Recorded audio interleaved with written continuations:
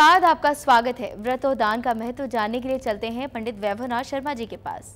मैं हूं वैभवनाथ शर्मा और आप देख रहे हैं धर्मचक्र। आज का एपिसोड बहुत ही खास है हमारी धार्मिक जनता के लिए। आज मैं अपने इस कार्यक्रम के माध्यम से हमारे देश की, प्रदेश की जो धर्मप्राण जनता है उनके लिए बहुत आवश्यक जानकारी देने वाला हूं कि पूजा पाठ और व्रत करने वाले लोगों को किन किन बातों को ध्यान में रखना चाहिए। ये बातें बहुत आवश्यक हैं और इसके साथ हम लोग जानेंगे कि यदि आपके घर में ये 8 चीजें टूटी फूटी होंगी तो माँ लक्ष्मी आपका घर छोड़ सकती हैं, आपके घर से आपसे माँ लक्ष्मी क्रुद्ध हो सकती हैं, नाराज हो सकती हैं। लेकिन सबसे पहले जानते हैं कि व्रत और पूजा पाठ करने वाले धार्मिक लोगों को, धर्मप्राण लोगों को किन कर्मों का ध्यान रखना चाहिए, किन बातों का ध्यान रखना आवश्यक है। धार्मिक कर्म हो या व्यवहारिक जीवन की इच्छाओं को पूरा करने या कार्य सिद्धि के लिए संकल्प का महात्म बहुत ज्यादा होता है। संकल्प को पूरा करना योग्य, कुशल व समर्पित इंसान के लिए संभव है। शास्त्रों में धर्म को साधने के 5 उपाय बताए गए हैं। इन 5 उपायों में सबसे प्रमुख है व्रत, दान, यज्ञ, सेवा और उसके बाद धार्मिक कृत्य करना और धार्मिक कृत्य का प्रचार प्रसार करना। इन बातों को ध्यान में रखने के लिए व्रत विधान का खास महात्म बताया गया। इन सब में जो है व्रत विधान सबसे ज्यादा प्रमुख है। व्रत भी संकल्प का पर्याय माना जाता है जिसके पीछे इच्छा पूर्ति या संकट मुक्ति की भावना होती है। अक्सर व्रत या उपवास मात्र धार्मिक कर्म की दृष्टि से रखे जाते हैं, किंतु उनसे जुड़े संयम और व्यवहार के पक्ष को नजरअंदाज कर दिया जाता है। हिंदू धर्मशास्त्रों में व्रत द्वारा मनोरथ सिद्धि के लिए ऐसे ही कुछ विशेष नियम बताए गए हैं जो साफ करते हैं कि पूजा व व्रत उपवास के जरिए इच्छा पूर्ति धार्मिक कार्य के साथ मन, वचन और कर्म की शुद्धि द्वारा ही संभव है। कृतकों या दोष दर्शन से परे विचार करें तो यह बातें आज भी चरित्र व विचारों के दोष दूर करने में सार्थक होंगी। जानते हैं, आइए कौन कौन से नियम व्यक्ति को, व्रती को धारण करने चाहिए। व्रती धर्म ग्रंथ व वेदों की शिक्षा को मानने और सम्मान करने वाला हो। सबसे पहली बात तो यह है कि आप धार्मिक ज्ञान में, धार्मिक ग्रंथों में आप विश्वास रखते हो, उसकी बातों को, उनके द्वारा दर्शाए गए जो पथ है उसका आप जो है आचरण करते हो, उस पथ पर चलने वाले हो तो आपको फायदा मिलेगा। बुद्धिमान और संकल्पवान व्यक्ति जो पूर्ण रूप से विधि विधान से धर्म कर्म में विश्वास रखने वाला हो, ये दूसरी बात हो गई। व्रत का इच्छुक मन, वचन और कर्म से सत्य का पालन करने वाला हो। जो व्यक्ति व्रत करता हो वो मन, वचन और कर्म से सत्य का पालन करे। ऐसा नहीं कि व्रत का ढोंग करे, व्रत तो कर रहे हैं लेकिन अंदर से मन में चोर छिपा है, ऐसे में आपको अपने व्रत का पूरा लाभ नहीं मिलेगा। व्रत का आकांक्षी व्यक्ति परोपकार और हित की भावना रखने वाला हो, परहित की भावना रखने वाला हो, परोपकार करने वाला हो तो आपका व्रत जो है वो पूरी तरीके से सफल होगा। व्रत करने वाला व्यक्ति झूठा, कपटी या छल करने वाला बिल्कुल भी नहीं होना चाहिए। और बहुत प्रमुख बात कि व्यक्ति लोभी या लालची ना हो, इस बात का भी बहुत विशेष ध्यान हमारे धर्मशास्त्रों में रखा जाता है। ये बात भी प्रमुखता से कही जाती है। शास्त्रों में बताए गए वर्णाश्रम जैसे ब्रह्मचर्य, गृहस्थ, वानप्रस्थ, संन्यास आश्रम के लिए नियत आयु, धर्म और संस्कार के मुताबिक पवित्र आचरणों का पालन करने वाला होना चाहिए। इन संबंध में आधुनिक युग के मुताबिक उम्र व अवस्था के नजरिए से विचार व बदलाव किया जा सकता है।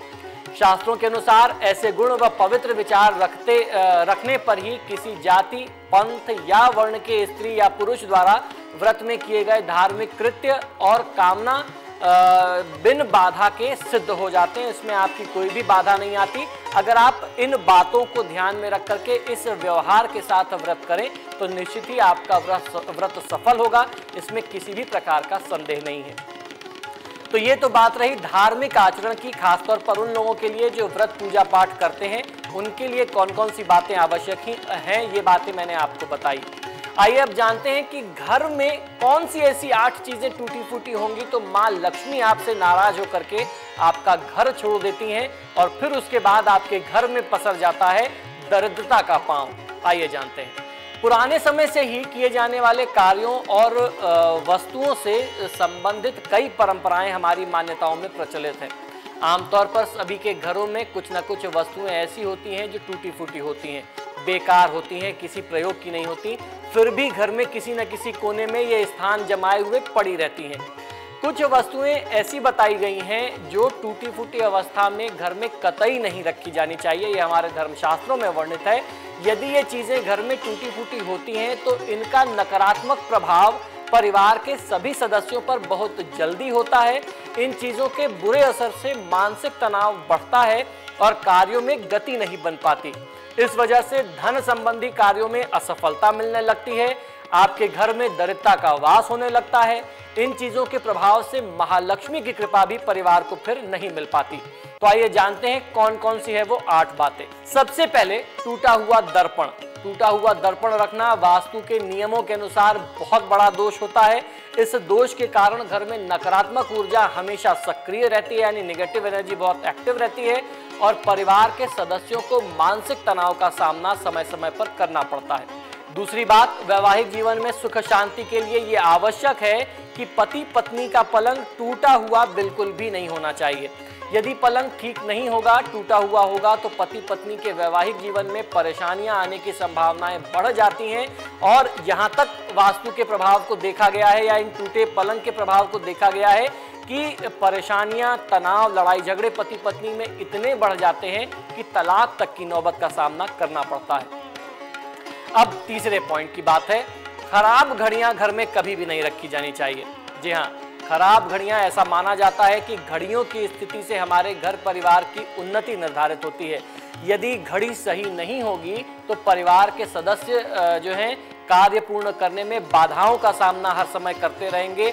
उनका काम तय समय पर पूरा नहीं हो पाएगा और जब तय समय पर काम पूरा नहीं होगा तो आय नहीं होगी, जो लाभ मिलना चाहिए वो लाभ नहीं होगा, फिर लाभ की जगह हानि का ही सामना जीवन में करना पड़ेगा। अब बारी चौथे पॉइंट की। यदि घर में कोई टूटी हुई तस्वीर हो तो उसे भी घर से तत्काल ही हटा देना चाहिए। वास्तु के नियमों के अनुसार कोई भी टूटी हुई तस्वीर भी बहुत बड़ा दोष उत्पन्न करती है, जिसके कारण परिजनों में कलह, लड़ाई झगड़े की स्थिति हमेशा परिवार में बनी रहती है। अब 5वां पॉइंट बहुत ध्यान से सुनिए।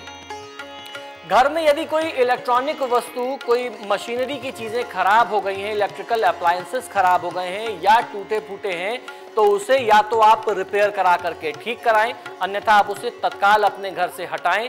क्योंकि ये बात समझ लेना यहाँ पर बहुत आवश्यक है, जब कोई मशीन चलती रहती है तब तक वो पॉजिटिव ऊर्जा को संचारित करती है और जैसे ही वह बंद होकर के खराब होके एक किनारे पड़ी रहती है तब उसी क्षण से वो डेड बॉडी की तरह नकारात्मक ऊर्जा को उत्सर्जित करती है, यानी निगेटिव एनर्जी उसमें से निकलने लगती है, जो किसी भी परिवार के लिए और परिवार के सदस्यों के लिए कल्याणकारी कभी भी नहीं होता।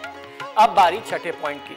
यदि घर का मुख्य दरवाजा या अन्य कोई दरवाजा कहीं से भी टूट रहा हो या खोलने और बंद करने में चरचराहट की आवाज आती हो, कर्कश आवाज आती हो, तो उसे तत्काल ठीक करवा लेना चाहिए। उसके कब्जों में 2 बूंद तेल डाल करके टूटी फूटी जो उसकी आवाज, कर्कश आवाज है, उस ध्वनि को तत्काल बंद करना चाहिए। इससे बहुत ज़्यादा अशुभता होती है।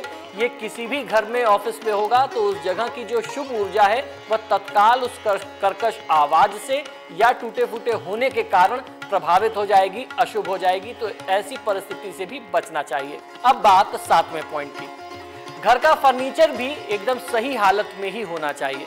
वास्तु के नियमों के अनुसार फर्नीचर में टूट फूट का बहुत बुरा असर परिवार के लोगों पर पड़ता है, परिवार के लोगों में आपसी प्रेम और सद्भाव पर पड़ता है। तो ऐसी परिस्थिति से भी बचना चाहिए।